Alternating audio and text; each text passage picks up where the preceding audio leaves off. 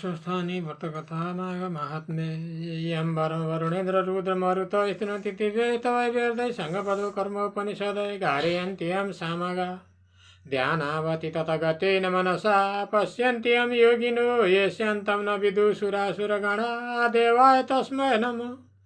श्रीमचन्दन चर्चित जोलोभू शुक्लाम्बरा मल्लिका मालालङ्कृत कुण्डला परविल सन्मुक्तली शोभिता सर्वज्ञान निदान पुस्तक धरा रुद्राक्ष माला धरा वाग्देवी वदनाम्बुजे वसतु मे त्रैलोकमाता चिरम् मूकं करोति वाचलं पङ्गुं लङ्घयते गिरिं यत्कृपातमं वन्दे परमानन्द माधवम्।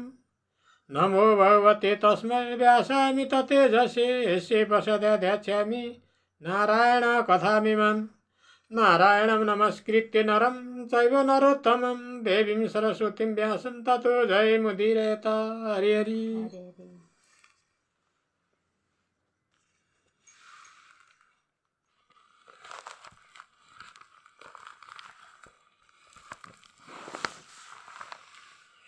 अथ चतुर्दशोऽध्याय कुमारजी आज्ञा गर्नुहुन्छ हे अगस्त्य मुनि। त्यसपछि पार्वतीले स्वस्थानीको प्रसाद अक्षता पुष्प यज्ञसूत्र रोटी पान सुपारी सगुन समेत सबै 8 वस्तु ल्याएर शिवजीलाई दि दण्डवत गरेर भनिन्, हे भगवान श्री स्वस्थानी परमेश्वरीको व्रत गरेर मेरो इच्छा पूर्ण भयो। अत संसारका अनेक दुखी व्यक्तिलाई यस व्रतको उपदेश दिएर उद्धार गर्न पाए असल हुने थियो। फेरि यस संसारमा कति दरिद्र छन्, कति दुखी छन्, कोही पापी छन्, कसैका सन्तान छैनन्, कसैका पुरुष छैनन्। यस्ता अनेक कष्टबाट यस व्रतद्वारा पार हुने थिए भन्ने इच्छा छ। त्यति सुनेर महादेव भन्नुहुन्छ, हे पार्वती, तिम्रो परोपकारको भावना जानेर म प्रसन्न भएँ। यस कामको लागि अश्वस्थामा ऋषिलाई डाकेर पहिले रसातल पातल पठाऊ। पार्वतीले हवस् भनेर उनलाई डाक्न पठाइन्। अनि अश्वस्थामा ऋषि आएपछि आफूलाई विष्णु भगवानले बताएको पूजा विधि बताएर भनिन्, त्यहाँ जो दुखी दरिद्री छन्, जसका स्त्री सन्तान छैनन्, तिनलाई यो व्रत गराउनु भनी पठाइन्। पार्वतीलाई प्रणाम गरेर अश्वस्थामा ऋषि त्यहाँबाट रसातल पातालमा गए।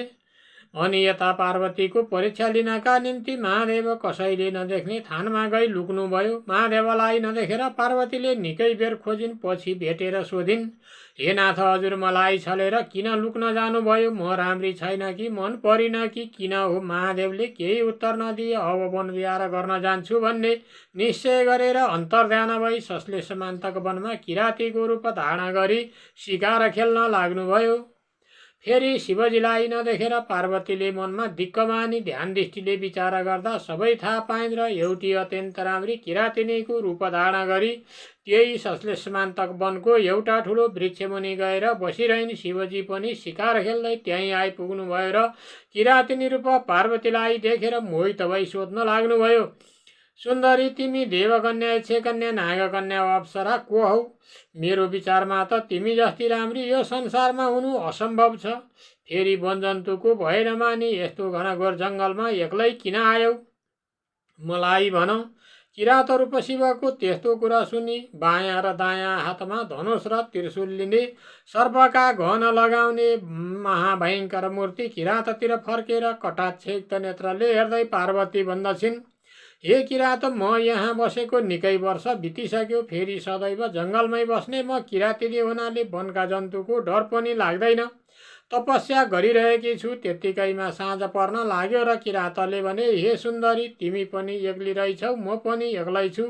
अत दुवैजना यहीँ बसौँ। किरातिनीले उत्तर दिइन् कि हे किरात, तिमी लोग्ने मानिस, म स्वास्नी मानिस। यो वनको एकान्त थानमा रात्रिको बेला छ। फेरि राम्री स्त्री जाति देखेपछि पुरुषले मनको वेग रोक्न सक्दैनन्। त्यसकारण एक थानमा बस्नु उचित छैन।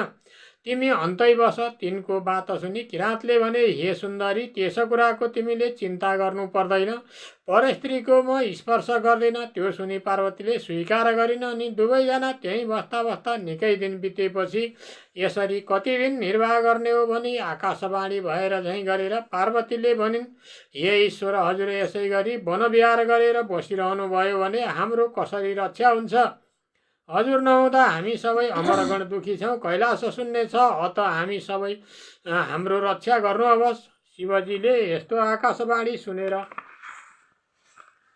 म यहाँ आएको कसैलाई थाहा थिएन, यो बोल्ने को होला भनी चारैतिर हेर्नुभयो। पछि देवताहरूले भनेका होलान् भन्ने अनुमान गरी किराँतिनीलाई खोज्दै वृक्षमाथि चढेर फल टिप्न लागेकी किराँतिनीलाई अकस्मात देखेर शिवजी भन्नुहुन्छ, हे सुन्दरी, तिमी कता गएकी थियौ? म तिमीलाई निकै बेरदेखि खोजिरहेको छु। किराँतिनीले भनिन्, हे किराँत, भोक लागेर फलफुल खोज्न लागेकी हुँ, कहीँ गएकी छैन। त्यति सुनेपछि पूर्णचन्द्र जस्ती सुन्दरी किराँतिनीलाई देखेर खप्न नसकी शिवजी समात्न भनेर लम्के अनि किराँतिनी भन्दछिन्, हे किराँत, के तिम्रो धर्म यही हो? मैले महादेव बाहेक अरूलाई स्वामी मान्ने छैन भन्ने प्रतिज्ञा गरेर यहाँ तपस्या गरिरहेकी छु। तिमीले मानेनौ भने श्राप दिएर हत्या गरी मर्नेछु। पार्वतीको यस्तो कुरा सुनि शिवजीले आज्ञा भयो, हे सुन्दरी, म नै महादेव हुँ, वन विहार गर्न यहाँ आएको हुँ, नपत्याए हेर भनी ज्योति स्वरूपको दर्शन दिनुभयो। अनि किराँतिनीले दण्डवत गरेर भनिन्, हे भगवान, अब कन्यादान लिन मेरा माता पिता कहाँ हिँड्नु अवस्। अनि शिवले स्वीकार गरेर किराँतिनीको पछि लागि जानुभयो।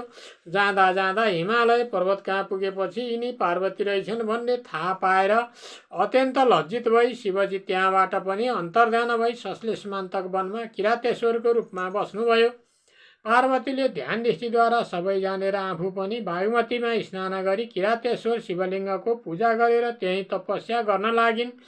पार्वतीले स्नान गरेकी हुनाले त्यस घाटलाई गौरी घाट भन्दछन्। जो मनुष्य गौरी घाटमा स्नान गरी किरातेश्वरको दर्शन गर्दछन् तिनका सम्पूर्ण पाप नाश भएर कैलाशमा बस्न पाउँछन्। हे अगस्त्य मुनि, त्यसपछि पार्वतीको तपस्याले प्रसन्न भई महादेवले आफ्नो रूप दर्शन दिनुभयो।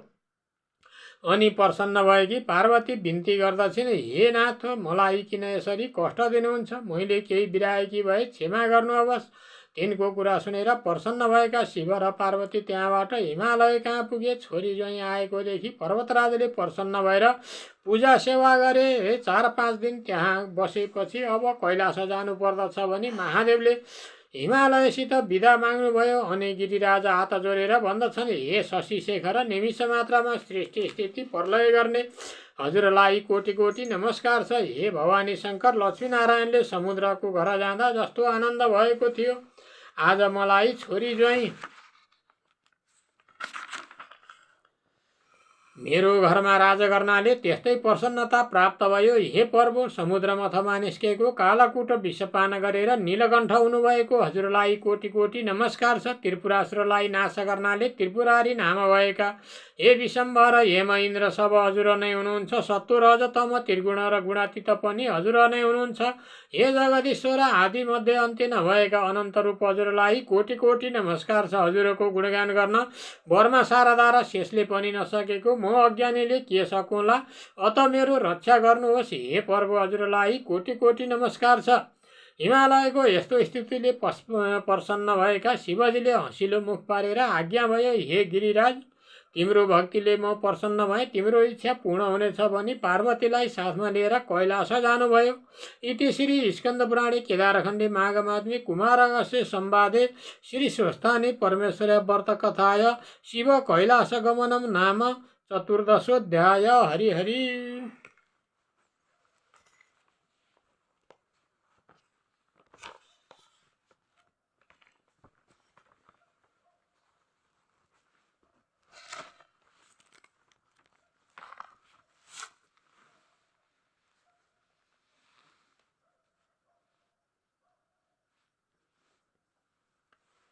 उपनयतु मंगलम सकल जगन मंगलालय श्रीमान दिनकर किरण निबोधित नभ नलिन दल निवेक्षण कृष्ण काले वर्षतु पर्जन्य पृथ्वी सस्यशालिनी देशोऽयं क्षोभरहितो भ्रमण सन्तु निर्भया अपुत्र पुत्रिण सन्तु पुत्रिण सन्तु पौत्रिण निर्धना सदना सन्तु जीवन्तु शरदां शतम् तत्रैव गंगा यमुना च तत्र गोदावरी सिन्धु सरस्वती च तीर्थानि सर्वाणि वसन्ति तत्र यत्राच्युतोद्धार कथा प्रसंगम् या कुंदे दुतुसारहार धवला या शुभ्र वस्त्रावृता या वीण वरदंड मंडित करा या श्वेत पद्मासना या वर्माच्युत शंकर प्रवृत्ति विदेवै सदा वंदिता सा मां पातु सरस्वती भगवती निशेष जड़या पहा कायेन वाचा मनसीन्द्रिर्वा बुद्ध्यात्मना प्रकृति स्वभावातं करोमि यत् सकलं परमस्मै नारायणायेति समर्पये तत हरि हरि।